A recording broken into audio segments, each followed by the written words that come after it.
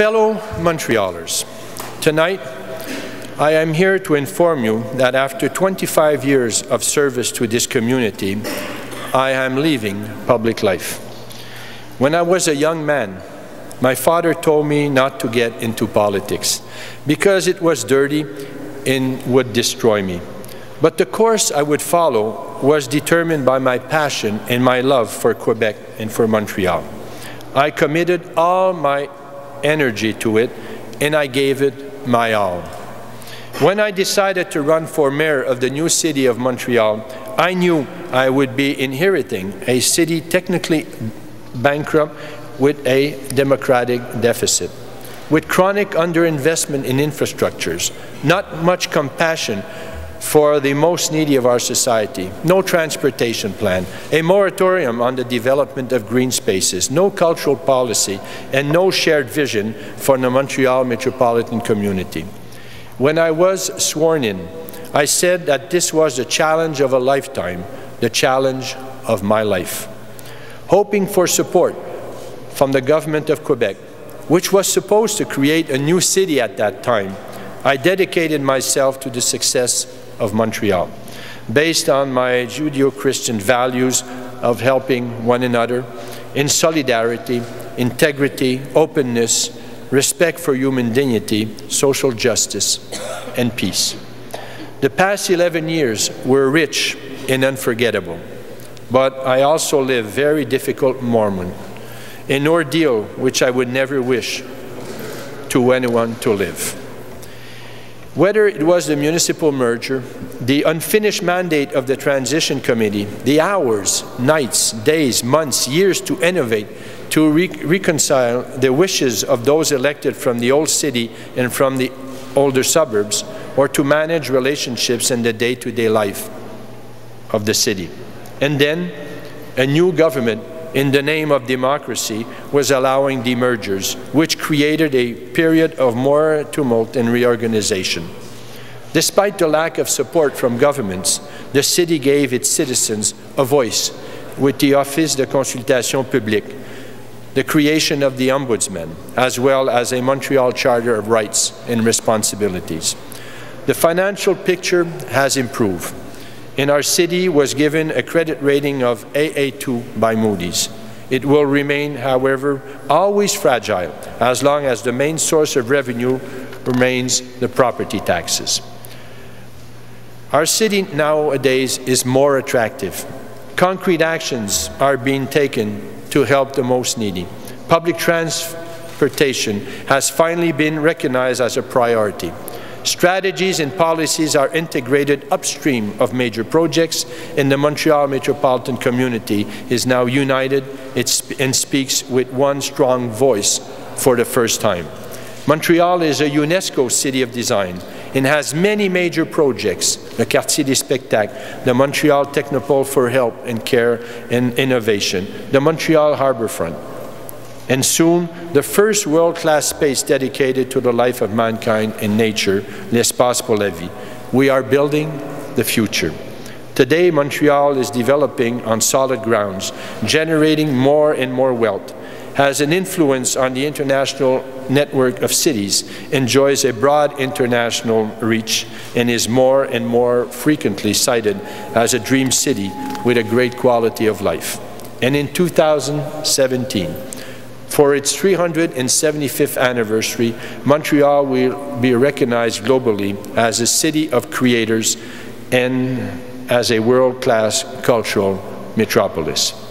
Let's take pride in that, and let's remind ourselves of it today and every day. In 2001, during my first meeting with the City Director General, he told me there were rumors about brown envelopes circulating in some departments. I asked him what he had done. His response was that he asked for evidence, but no one has ever given any. I've always promoted the values of integrity, honesty, and respect. I committed all my energy to the best interests of our city. Given the magnitude of the challenges, I have delegated responsibilities and put my trust in fellow elected officials and the municipal public servants. Was I skeptical? Yes. Did I ask questions? Yes. Was I vigilant? Yes. But unfortunately, it was only after the facts that I was given documents, files, and international memos dating from 2004, 2006, and 2009.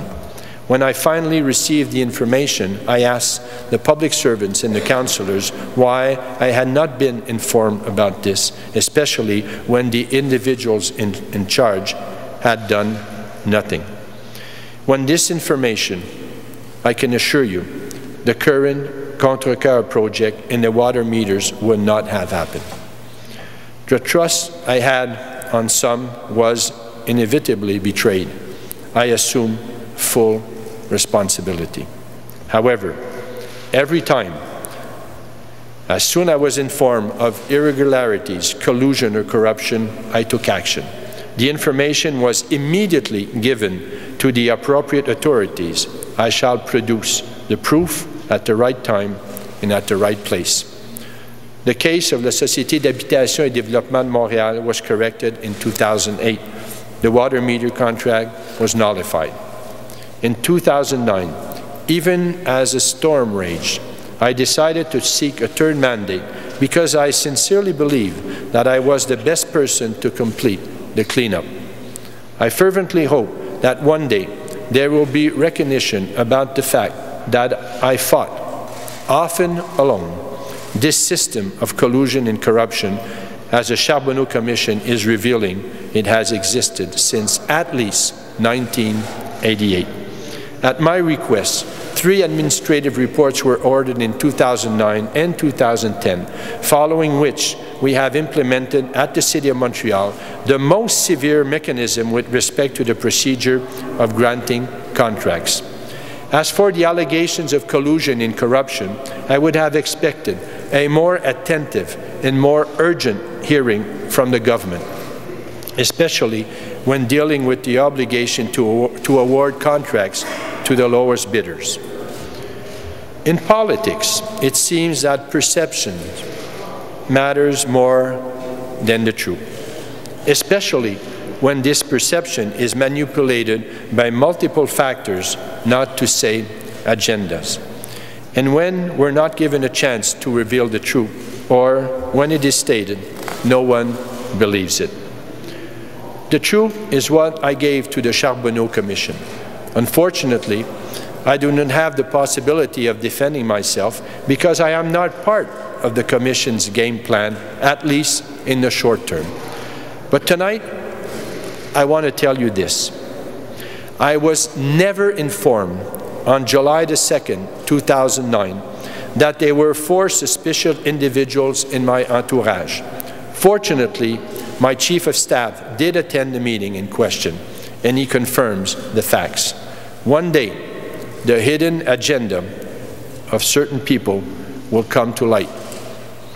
I was never present at any meeting in the electoral offices of Union Montréal in the borough of Saint-Laurent in 2004, where I supposedly was told about double bookkeeping. This meeting never took place. The allegations are false, as confirmed by my official agent, who himself wants to be heard by the Commission as soon as possible. I now must suffer in an unbearable injustice. I never thought my life could be subject to such a fury in a society of law and justice. But one day, justice will prevail. Under these circumstances, I cannot help anymore. The success of our city is much more important than my personal interests. I do want you to know that with these crooks gone, the foundation of the city are strongly built, and in the hands of thousands of women and men of integrity who are capable and dedicated to public service and who share a passion for Montreal. I thank them for their loyal support through these many years. To my political family, my deepest appreciation goes to you as you were always there, for better and for worse. I will never forget these moments and those enduring memories. I would like to acknowledge the unfailing and exceptional support of Raymond Bachand. He truly is committed to our city. My heartfelt thanks to my close and faithful assistants and collaborators for their loyalty and commitment. To those in recent days that have been at my side and encouraged me, I tell you that our paths will cross again. To those who relied and trusted me all these years, I want you to know that I have never betrayed you. I'm now going back home, confident in knowing who I am, to find a woman I love profoundly and who has always been by my side.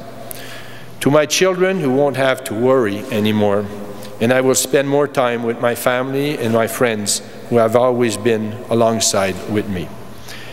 This decision today is for me the ultimate sacrifice, my last act of love for the best interests of our Montreal.